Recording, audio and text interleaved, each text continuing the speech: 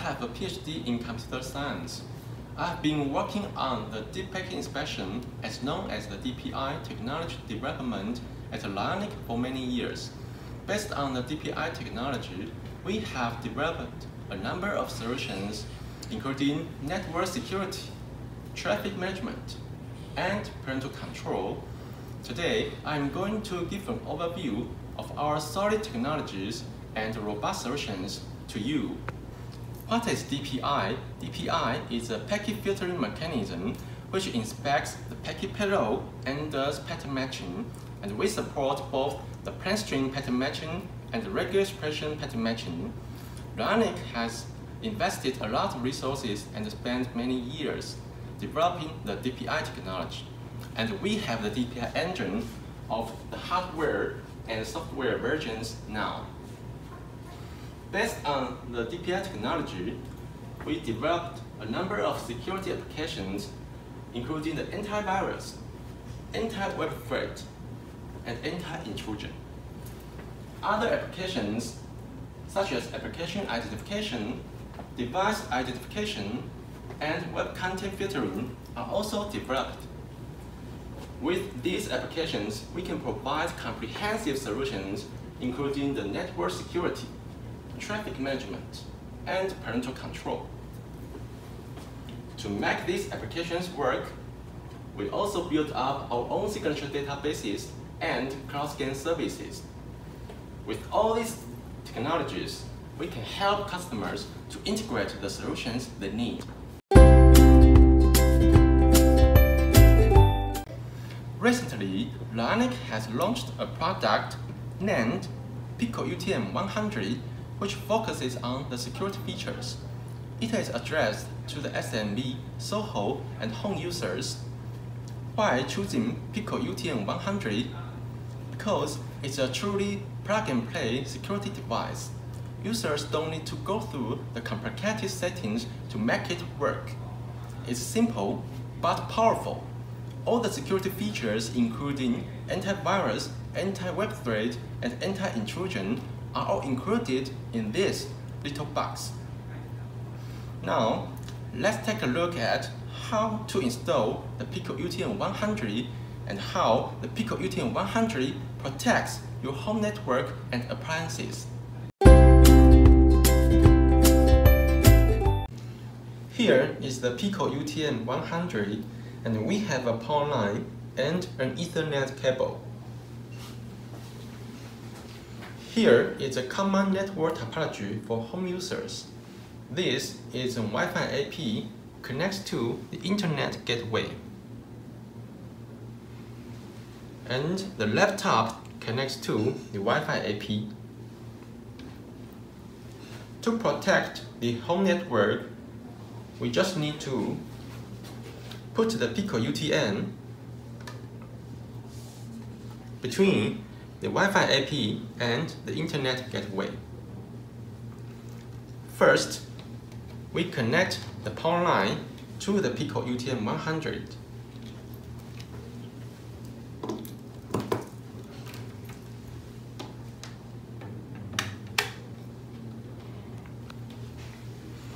Then, we make the WAN port connect to the Internet gateway.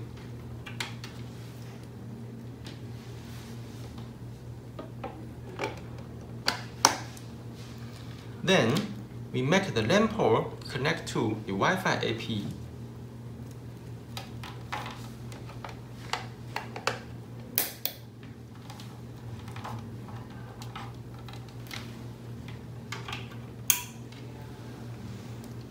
The Pico-UTM 100 itself will get the IP address by DHCP, and now it's ready to protect the home network.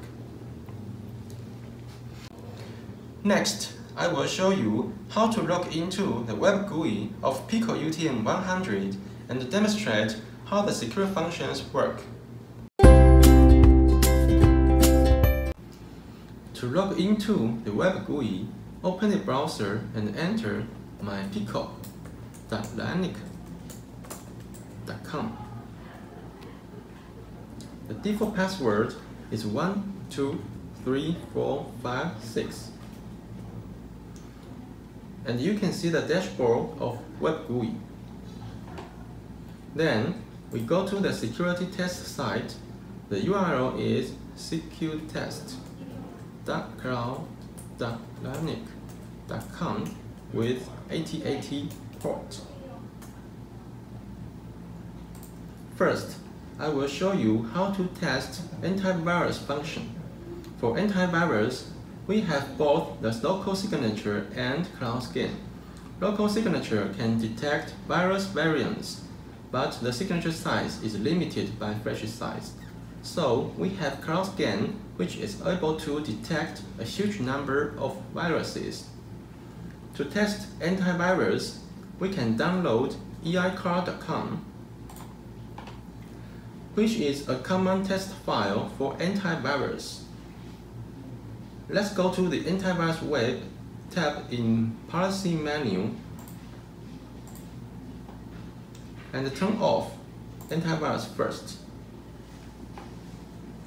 And then we can download eicar.com file from the security test site. While in the test, please open the link in incognito window to avoid browser cache. Now, the eicar.com is downloaded successfully because antivirus is turned off. Then, we turn on antivirus. Set the action to log and destroy file.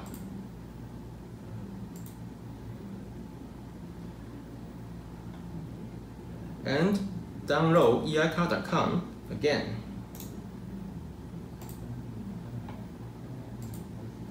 This time, eicar.com is destroyed by marking X on the file data. This is how antivirus works. Back to the Web GUI. Go to the Antivirus tab in Threads menu.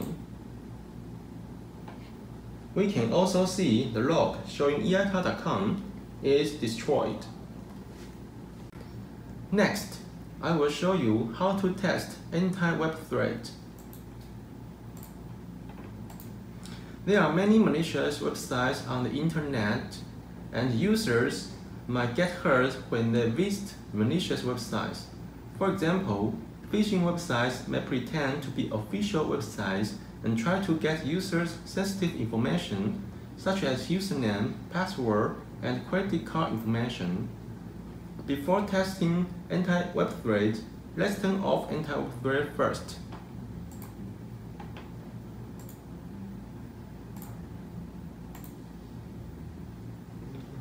Now, we go to the security test site and we can visit internetbadguys.com. This website is not blocked because anti-web threat is turned off now. Then, we go to the Web GUI, turn on anti-web threat, and set action to log and block. Let's visit internetbadguys.com again.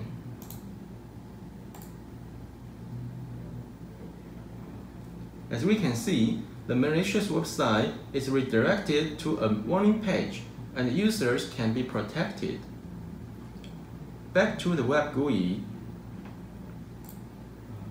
Go to the Anti-Web Threat tab in Threads menu. We can also see the log showing internetbadguys.com is blocked. Next, I will show you how to test anti-intrusion. There are many kinds of attacks on the internet, and anti-intrusion can detect attack pattern and block the malicious connections. Before testing anti-intrusion, let's turn off anti-intrusion first.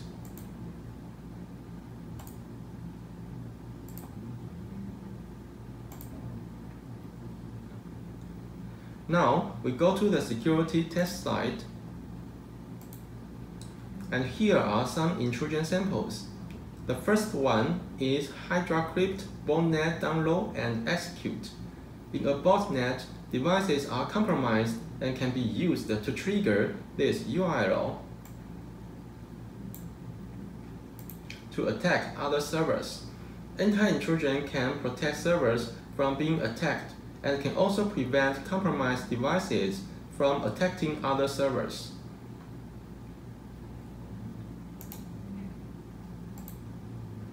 Now, the request is not blocked since anti-intrusion is turned off.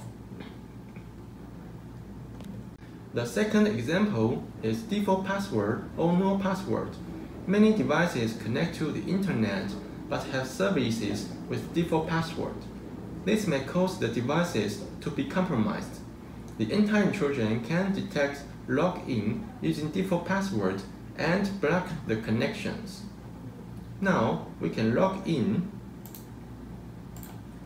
using the default admin password.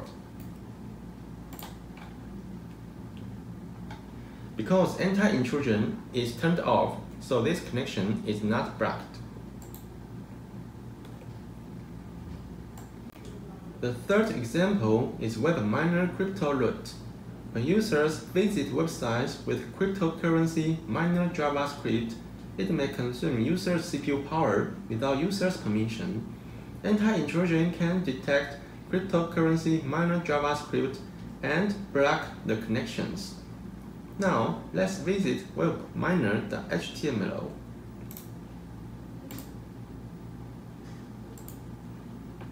And we can see the CPU is consumed without my permission.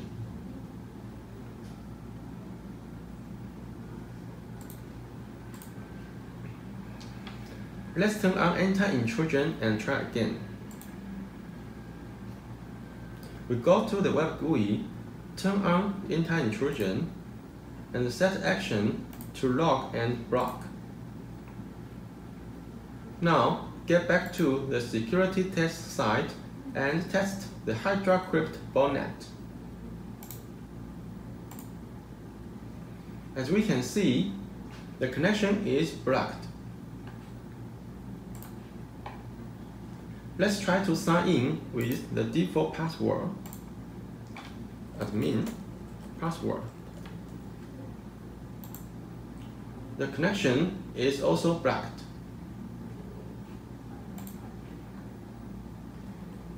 Let's visit webminer.html.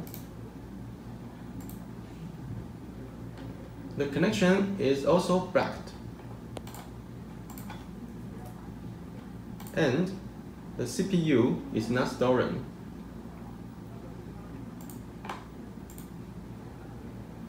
Back to the Web GUI, go to the Anti-Intrusion tab in Threads menu. We can also see the corresponding logs. The above is a simple demonstration of how Pico-UTM 100 works. Thank you for watching this video.